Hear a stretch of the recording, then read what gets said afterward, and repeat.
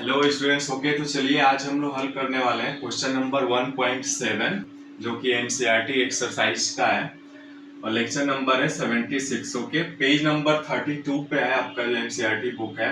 इसका क्वेश्चन 1.7 ना 3 पार्ट में है, फर्स्ट, सेकेंड और थर्ड। तो चूंकि हम लोग एक एक पार्ट को समझेंगे उसके बाद नेक्स्ट पार्ट पे आएंगे। तो पहला पार्ट ये कह रहा है, पहले तो क्वेश्चन कह रहा है निम्नलिखित युग्मों के पदों में कैसे विभेद करोगे, है ना। यानी how will you distinguish between the following pairs of terms. इसमें पहला है षटकोणीय निविड़ संकुलन एवं घनीय निविड़ संकुलन, यानी इंग्लिश में कहेंगे hexagonal close packing and cubic close packing. Okay, इसमें हमें अंतर बताना है, यानी ये कैसे एक दूसरे को अलग करते हैं, पृथक करते हैं। ठीक है, अब जैसा कि हम लोग पैकिंग पढ़े थे, निविड़ संकुलन, निविड़ संकुलन मीन्स क्लोज की हिंदी होती है निविड़ और पैकिंग की हिंदी होगी संकुलन, है ना। और षटकोणीय का हेक्सागोनल। अब इसको चित्र के माध्यम से हम समझेंगे। जैसे देखिए, ये दोनों हम लोग पहले पैकिंग जो पढ़े थे 1D में पढ़े थे, 2D में और 3D में, है ना। ये तीनों तरह की पैकिंग पढ़े थे हमने और इसी तीनों पैकिंग पे आधारित ये आपका क्वेश्चन पूछ रहा है। अब देखिए, चूंकि HCP जिसको आप हेक्सागोनल क्लोज पैकिंग कहते हैं और दूसरा CCP कहते हैं यानी क्यूबिक क्लोज पैकिंग, या FCCP कहते हैं फलक केंद्रित संकुलन, है ना, इसको कहते हैं। अब देखिए HCP में कुछ मुख्य पॉइंट है। ये दोनों HCP और CCP दोनों ही स्थितियों में संकुलन अति उच्च क्षमता वाले होते हैं। इनमें जो पैकिंग होती है ना बहुत हाई कैपेसिटी वाली होती है। घनीय निविड़ संकुलन में भी CCP में भी संकुलन अति उच्च क्षमता वाले होते हैं। ठीक है, क्लियर है यहाँ तक। पहला पॉइंट हो गया। दूसरा पॉइंट है क्रिस्टल का 74% स्थान संपूरित होता है, यानी किसी क्रिस्टल में यदि आप पैकिंग कर रहे हैं ना तो उसका पूरे क्रिस्टल का 74% स्पेस ऑक्युपाई होता है। लेकिन वाइड कितना होता है, यानी जो वाइड होगा, खाली स्थान होगा, फिर भी उस क्रिस्टल में 100 में से माइनस करेंगे तो 26% होगा। चूंकि ये हम लोग कैसे निकालते हैं, थ्योरी पार्ट में जब हम लोग पढ़ रहे थे थिएट्रिकल में, जब थिएट्रिकल क्लासेस चल रही थी तो वहां पे हमने इन सबको डिटेल्स में पढ़ा हुआ है। तो जब भी आप यदि उस लेक्चर को नहीं देखे हैं तो डिस्क्रिप्शन में लिंक होगा या प्लेलिस्ट में जा करके उस वीडियो को देख लीजिएगा ताकि चीजें आसान हो जाएं और क्लियरली समझ में आ जाए। ओके, तो 74% स्थान इसका प्लेस ऑक्युपाई होता है। सेम चीज इसमें भी है। आपका घनीय निविड़ संकुलन में क्रिस्टल का 74% स्थान ऑक्युपाई होता है। क्लियर है। थर्ड देखिए, थर्ड नंबर में आपका कोऑर्डिनेशन नंबर कैसे निकालते हैं, यानी इसका प्रत्येक गोला, चूंकि यहाँ पे कण को हम लोग एक स्फेरिकल के रूप में मानकर चल रहे थे, ठीक है, तो उसमें प्रत्येक गोला 12 गोलों के संपर्क में रहता है। सेम चीज घनीय निविड़ संकुलन में भी वही होता है, प्रत्येक गोला 12 गोलों के संपर्क में होता है।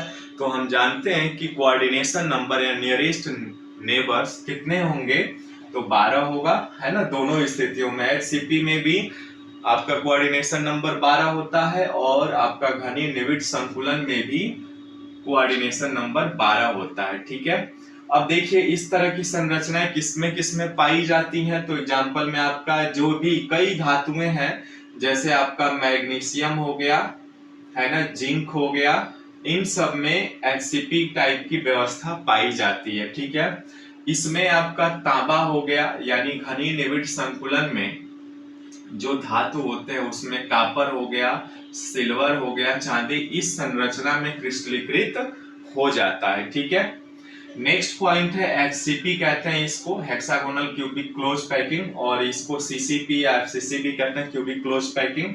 नेक्स्ट, इसमें जो कण होते हैं वो किस पैटर्न को फॉलो करते हैं, तो AB पैटर्न फॉलो करते हैं। अभी चित्र के माध्यम से आपको समझाऊंगा कि कैसे AB पैटर्न होता है। यानी यदि पहला लेयर जो होगा वो ए टाइप होगा, दूसरा लेयर जो होगा वो बी टाइप होगा, थर्ड लेयर पहले वाले लेयर के समान होगा, फोर्थ लेयर जो होगा वो दूसरे वाले लेयर के समान होगा। ठीक है, ये चीजें हम लोग पढ़ चुके हैं, डिटेल में आपको समझाया हुआ है। लेक्चर्स का लिंक होगा डिस्क्रिप्शन में या प्लेलिस्ट में, आप जाकर के देख लीजिएगा। तो ये इसमें ए बी पैटर्न फॉलो करता है। लेकिन जैसे ही आप सीसीपी में आएंगे, घनी निबिड़ संकुलन में, सीसीपी या एफसीसी जिसको आप कहते हैं, इसमें एबीसी पैटर्न फॉलो होता है। यानी कहने का मतलब ये हुआ कि फर्स्ट लेयर आपका ए टाइप होगा, सेकेंड लेयर आपका बी टाइप होगा, थर्ड लेयर आपका कैसा होगा, सी टाइप होगा। यानी डिफरेंट होंगे तीनों लेयर, लेकिन जो चौथा लेयर होगा वो फर्स्ट लेयर के समान होगा, पांचवा लेयर जो होगा वो सेकेंड वाले लेयर के समान होगा, और छठवां जो होगा वो थर्ड वाले लेयर के समान होगा। ठीक है, एबीसी पैटर्न होता है।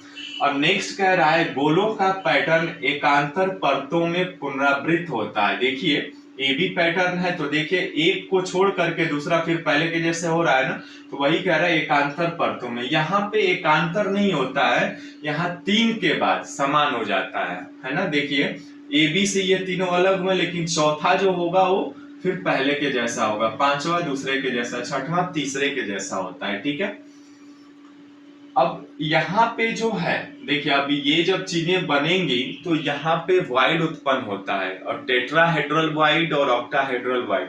परंतु हम एचसीपी में टेट्राहेड्रल यदि वाइड को आप कवर करते हैं, यानी टेट्राहेड्रल वाइड्स को आच्छादित करेंगे, तो आपका उसमें एचसीपी में कवर अप हो जाएगा। लेकिन यहाँ पे ऑक्टाहेड्रल वाइड को कवर करते हैं, यानी ओ से निरूपित करते हैं ऑक्टाहेड्रल को, और यहाँ टेट्राहेड्रल को आप टी से निरूपित करते हैं।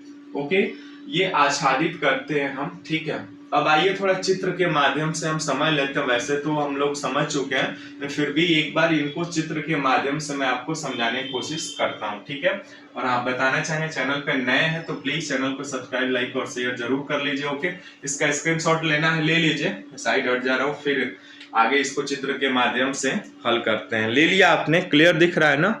ओके, चलिए इसको एक बार चित्र के माध्यम से समझते हैं क्या होगा, कैसे बनेगा ये। ठीक है, इसमें दो तीन लेयर कैसे अलग अलग होंगे उसको देखना है। ठीक है, चलिए सब्सक्राइब, लाइक, शेयर जरूर कर लीजिए। ओके, यदि आपने नहीं किया है तो। ठीक है, चलिए इसको चित्र के माध्यम से हम देख लेते हैं कि कैसे इसमें अलग अलग लेयर आते हैं। वैसे आप डिस्क्रिप्शन में लिंक है, प्लेलिस्ट में जा करके देख सकते हैं। ठीक है, देखिए जैसे मैं क्या करता हूं, एक क्रिस्टल के गोलों को एक लेयर में, जैसे ये पहला लेयर हमने बना लिया। ठीक है,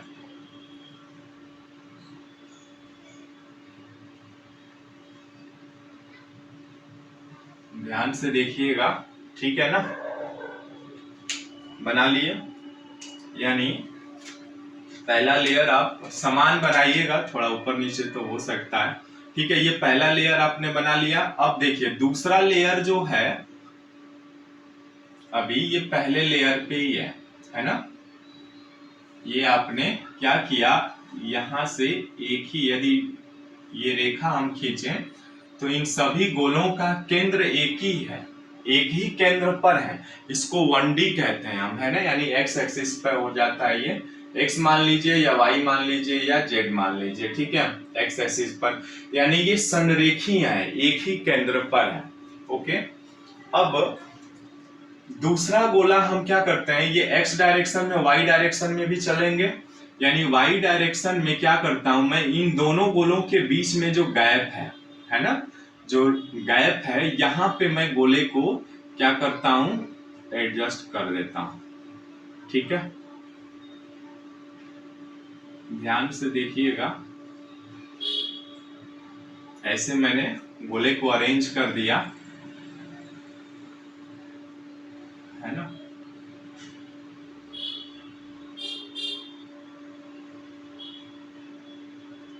इस टाइप से मैंने कर दिया। ठीक है, आप वो प्रकार की सहायता से बनाएंगे ना तो सही बन जाएगा। ठीक है, ये मैंने कर दिया।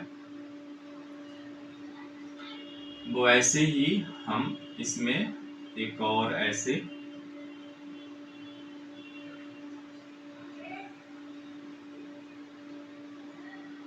से गोले को बना लिए। ठीक है, इधर भी हम एक गोले को ऐसे ही अरेंज करके बना लेते हैं। जस्ट इनके गैप में रख देते हैं हम, है ना।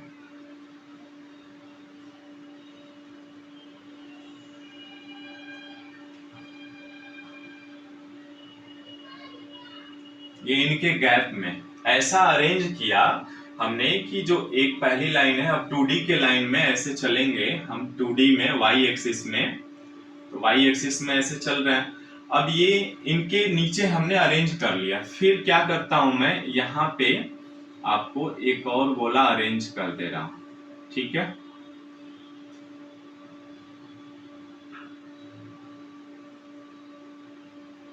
ऐसे ही यहाँ पर भी हम और गोलों को अरेंज कर दे रहे हैं। ठीक है,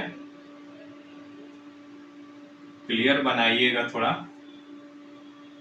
अब यहाँ पे भी हमने इनके गैप जो है ना, इनके इसके जस्ट नीचे, ताकि ये एक दूसरे को स्टेबल हो सके ज्यादा, है ना, इनके बीच में जो स्थान है। तभी तो यदि बॉल को आप ऐसे रखेंगे जगह में स्टेबल करके फंसा करके, तो ज्यादा स्टेबल होगा, है ना, यानी ये ज्यादा स्टेबल हो जाएगा, गिरने के चांसेस कम रहेंगे। ठीक है, ऐसे ही आप इनको भी बना सकते हैं चाहे तो ऐसे, है ना, ऐसे बना सकते हैं।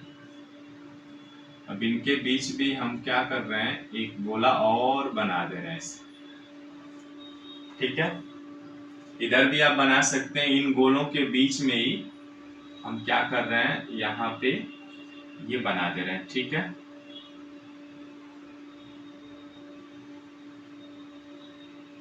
ये बनाया हमने। ओके, यहाँ पर भी हमने एक गोला और बना लिया, है ना। ये आपस में पास पास ही हैं।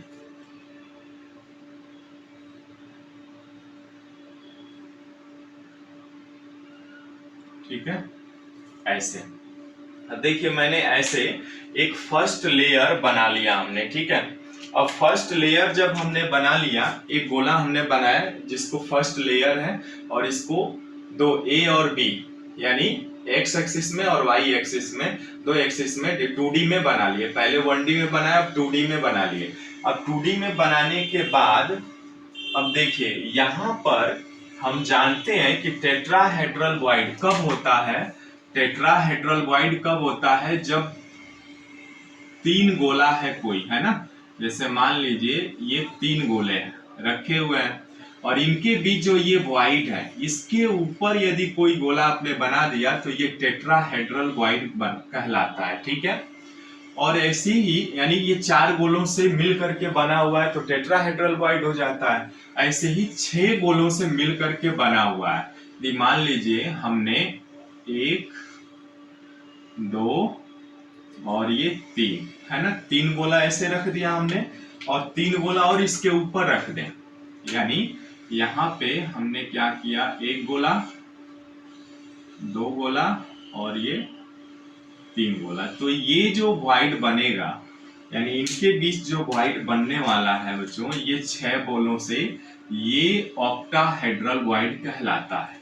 ठीक है, यानी 6 बॉलों से जो मिल करके वॉइड जनरेट होता है वो ऑक्टाहेड्रल वॉइड कहलाता है, और जो 4 गोलों से मिल करके बनता है वो टेट्राहेड्रल वॉइड कहलाता है। ठीक है, अब ये हमने अलग अलग बना लिया, यानी ये आपका हो गया R1, यानी रो पंक्ति नंबर 1 हो गया, है ना, पंक्ति 1 हो गई।